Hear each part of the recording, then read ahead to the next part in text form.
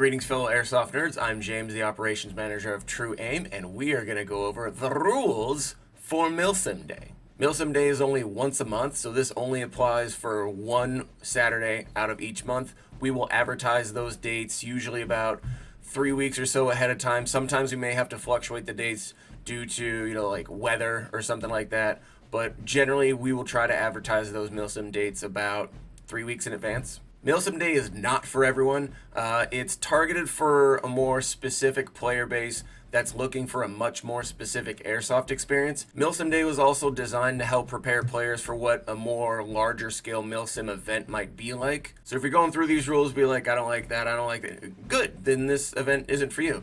This event is for a very specific player group. This is the current rule set. You can find this on our Facebook page in the little events tab. The most updated rule set for Milsim Day will always be the Facebook event. Look at me.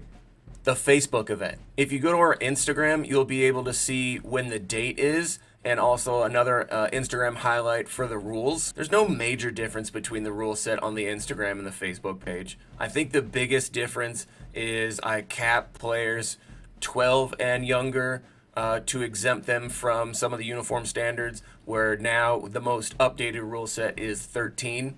That's it. Instagram's going to have pictures example of the rules. Veterans get in for free. I'll go over that in a second. The screenshotted rule set from the Facebook page, and just some more picture examples. If you are a military, law enforcement, fire, EMT veteran, you get in for free. You can also rent a basic gun for free. We do not have basic rentals available for Milsim Day unless you're a veteran. Here's how we do the teams, or what we call factions. You can choose to be on whatever team you want.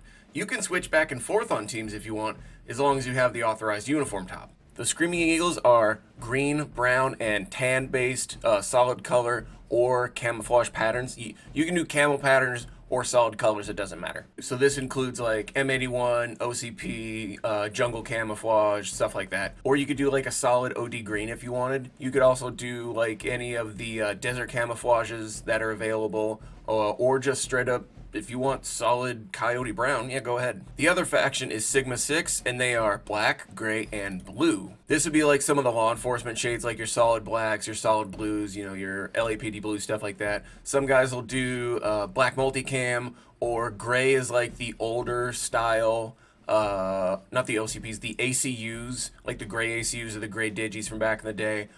Some of the older generation Air Force uniforms would be fine from like the early 2000s. Or any of like the navy blue digi, that'd be totally fine as well. Uniform regulations. For whatever reason, this is the most confused or convoluted section of the rules, so here we go. The only item that counts as a uniform item is the top. That's it. Not your plate carrier, not your hat, not your... No. Listen to me. What dictates what team you're on is the top. Hunting patterns like Realtree and Mossy Oak don't count. Solid colors are fine, so if you wanted to do like a solid black or a solid green, that's totally fine. You can wear a solid black combat shirt. You cannot wear t-shirts or long sleeve shirts. I will go over the few exemptions of that in a moment. If a player is 13 years or younger, they can wear a hoodie or a long sleeve shirt that is faction colored. That's fine, because it's kind of hard to find military issued gear for a small child. If you are the parent of one of these players, you also get extended that same courtesy. So let's say you and your child want to come to Milsim Day, your kid is 13 or younger, you don't have any Milsim gear, cool. As long as you have like long sleeve black shirts, that's fine. You can play on Sigma 6 because the 13-year-old child is the exemption to that rule. Blue jeans are considered neutral for pants, that's totally fine. The only kind of pants you can wear are either camouflaged uniform pants, so like actual M81 military pants, or blue jeans are fine, or like any cargo pants or tactical style pants like your 511 strikes and stuff like that. There's only 2 times you can wear shorts. One is if it's actually appropriate for the uniform, like those older Pacific Theater World War II style loadouts, those have shorts. That's fine. Or if you want to bring silkies or ranger panties or like PT shorts, that's fine also. And those can be they can be pink for all I care. I don't care. It sounds great. For sure do that. You can wear, if I'm a Screaming Eagle, I can wear a solid green top with black pants. That's fine. even though that the pants are technically a Sigma color, doesn't, because remember, the uniform item is the top. So you can wear a solid green shirt with black pants. Now, if you get shot by your own team, that's on you. But for the purpose of a uniform regulation, that's authorized. Your gear doesn't have to be faction colored. That's a little too hardcore. So let's say you were Sigma 6 and you had a solid black combat shirt on, but you had like an OD green or a brown plate carrier.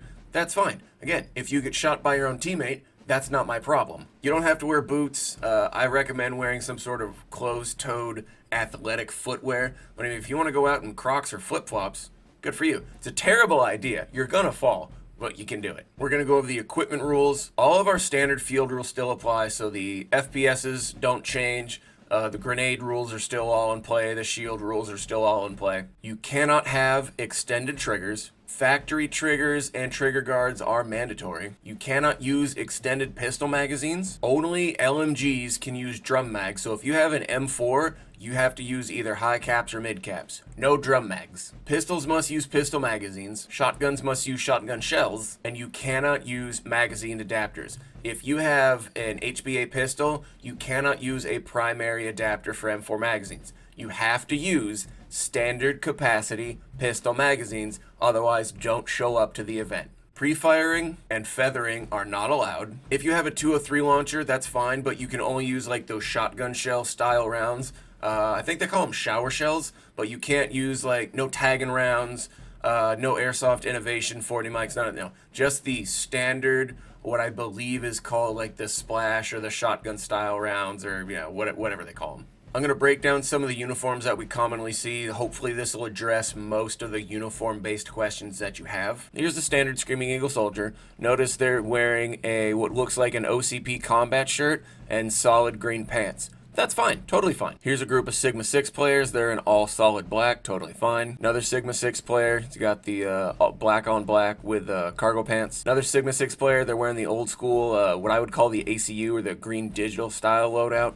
This is a dad that brings his young kids, so you notice that this is not a military issue. This isn't a combat shirt or whatever. This is a military-inspired civilian attire or civilian top, but because he brings his kid and because the age of the kids that he brings, this is acceptable. Another Sigma 6 player, he's got a black combat shirt and blue jeans.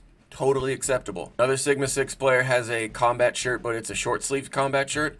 Totally fine, still a combat shirt. This is a younger kid, again, because of the age restriction. This is obviously not a military issue M81 style combat shirt or top, but because of the age of the player, it's fine as long as they have a faction colored long sleeve shirt. That's good to go. Notice this dad is wearing hunting camouflage, but again, bringing small kids, we don't care. Screaming Eagle soldier looks like an OCP combat shirt with regular blue jeans. Totally fine. We even had a guy in a Russian loadout show up, but because this is a green and brown based loadout, it's totally acceptable. This kid's rocking the blue digi Navy style uniform. That makes him a Sigma 6 player. You can't really see it in this picture, but both of these Sigma 6 players have Sigma 6 faction t-shirts, and they're wearing authorized pants. This is totally fine. If you've bought Sigma 6 or Screaming Eagle t-shirts or hoodies, that can substitute for a military uniform top. All three of these Screaming Eagle players are wearing authorized uniforms. This guy's got a solid green combat shirt, solid green combat shirt. This Sigma 6 kid is wearing a gray AC, what I would call a gray ACU top,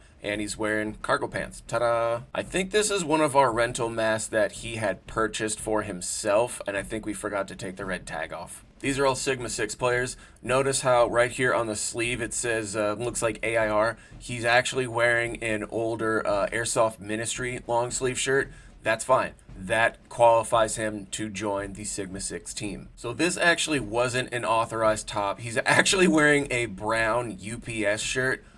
He's a regular at the field. He's kind of a knucklehead, but this was his first time at Milsim Day. He was actually really excited to play Milsim Day. I think he spent all his allowance on some other stuff. The only thing he had was a brown long sleeve shirt, and he really wanted to play with his friends. So I will usually allow players one strike So if they show up in the right color of something, but it's the wrong type of, uniform top, or if all they have is a primary arms adapter and they don't even know if they want to spend the money on standard capacity magazines for this one thing, I will generally allow one strike. So if this knucklehead comes back to my next Milsim day in this same shirt, even though I've already briefed him not to, if he doesn't listen to me, then he's either going to have to rent a top for an additional $5 or I kick him off. And that's it. The hardest part for kids, for whatever reason, is understanding what the authorized uniform is, because I guess kids don't like to read because it's hard. I don't know. If you have any additional uniform questions, please throw it in the comments or message us directly.